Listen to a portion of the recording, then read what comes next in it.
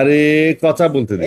দেশে বর্তমানে প্রায় 82 লাখ মানুষ কোনো না কোনো ধরনের অবৈধ মাদক ব্যবহার করছেন। সে মাদকের মধ্যে থাকি কেন্দ্রীয় সরকারের সাথে না, ভালো সংবাদ আছে, মাদকের মধ্যে থাকি। মাদক নিয়ে কথা বলি। আগামী কালকে মাদক দ্রব্য কি যেন এটা আন্তর্জাতিক দিবস। আরে কথা বলতে দে।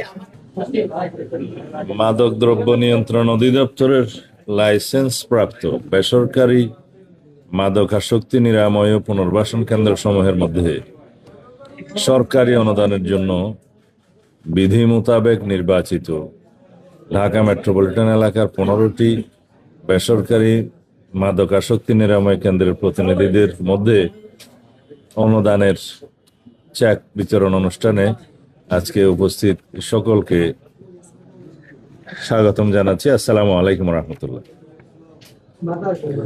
মাদকদ্রব্য নিয়ন্ত্রণ অধিদপ্তরের তত্ত্বাবধানে পরিচালিত জাতীয় পর্যায়ের একটি গবেষণার ফলাফলে উঠে এসছে যে দেশে বর্তমানে প্রায় 82 লাখ মানুষ কোনো না কোনো ধরনের অবৈধ মাদক ব্যবহার করছেন, যা দেশের মোট জনসংখ্যার 4.88%। নতুন সিনথেটিক ও সেমি সিনথেটিক মাদকের আবির্ভাবের ফলে মাদক দ্রব্যের অপব্যবহারজনিত সমস্যা আরও ঘনীভূত হয়েছে। বিপুল সংখ্যক তরুণ আজ মাদকের উপর নির্ভরশীল হয়ে পড়েছে। তাদের এখনই চিকিৎসা প্রয়োজন। এই লক্ষ্যে বর্তমান সরকার মাদকাসক্তির চিকিৎসা সেবাকে উন্নত এবং সহজলভ্য করার জন্য কাজ করছে। সরকারিভাবে পরিচালিত ঢাকার তেজগাঁয়ে অবস্থিত মাদকাসক্তি নিরাময় ও পুনর্বাসন কেন্দ্র সহ 3টি বিভাগীয় শহরে স্থাপিত নিরাময় কেন্দ্রের শয্যা সংখ্যা বৃদ্ধি করা হয়েছে। ঢাকাস্থ কেন্দ্রীয় মাদকাসক্তি নিরাময় কেন্দ্রকে 250 শয্যা উন্নীতকরণ প্রকল্প বাস্তবায়নের কাজ চলমান রয়েছে।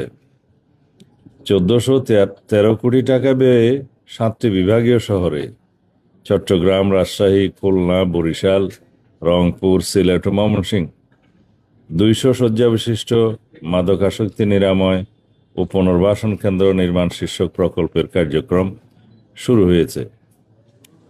প্রকল্পটি বাস্তবায়িত হলে মাদকাসক্তদের চিকিৎসা শেষে তাদের প্রশিক্ষণের মাধ্যমে সমাজের মূল স্রোতে পুনর্বাসিত করা সম্ভব হবে। কিন্তু দেশে মাদকাসক্তদের সংখ্যার তুলনায় সরকারি চিকিৎসা সুবিধা এখনো যথেষ্ট নয়। তাই সরকারিভাবে মাদকাসক্তদের চিকিৎসা প্রদানের পাশাপাশি বেসরকারি উদ্যোগকে উৎসাহিত করার জন্য সরকার নানামুখী কার্যক্রম গ্রহণ করেছে। বেসরকারি মাদকাসক্তি নিরাময় ও পুনর্বাসন কেন্দ্রসমূহে রোগীদের চিকিৎসা সেবার মান বৃদ্ধি এবং মানব সম্পদ উন্নয়নে চিকিৎসা সেবা সম্প্রসারণের লক্ষ্যে সরকার আর্থিক অনুদান প্রদান করছে। চলতি 2025-2026 অর্থবছরে দেশব্যাপী লাইসেন্সপ্রাপ্ত 403টি বেসরকারি মাদকাসক্তি নিরাময় ও পুনর্বাসন কেন্দ্রসমূহের মধ্যে 73টি বেসরকারি নিরাময় কেন্দ্রকে আপনার স্বপ্নগুলো আকাশ ছুবে প্রবাসীর হেলিকপ্টারের মাধ্যমে। বিয়ে, জন্মদিন অথবা যে কোনো বিশেষ প্রয়োজনে হেলিকপ্টার ভাড়া করতে যোগাযোগ করুন স্ক্রিনে দেয়া নাম্বারে। প্রবাসীর হেলিকপ্টার, নিরাপদ ও সাশ্রয়ী বাহনের বিশ্বস্ত নাম।